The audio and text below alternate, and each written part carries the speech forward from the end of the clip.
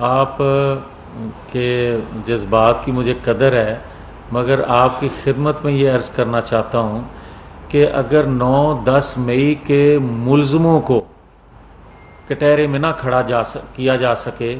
रियासत को इंसाफ ना मिल सके अपने पर हमला होने के बावजूद भी,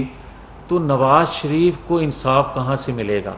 ये आपका जवाब है। दूसरा, मैं आपसे ये अर्ज़ करूँ कि नवाज़ शरीफ ने हमेशा वोट को इज़्ज़त दो, आइन कानून की बालादस्ती के लिए आज पहली दफ़ा आवाज़ बुलंद नहीं की। नवाज़ शरीफ पिछले 30 साल से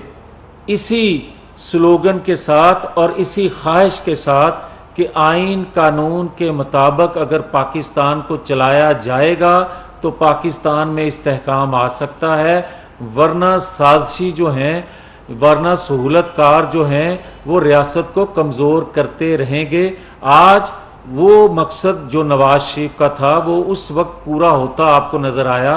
जब अदारों ने ये कहा कि हम ए पॉलिटिकल हैं, जब अदारों ने खुद एहतसाबी का अमल शुरू किया,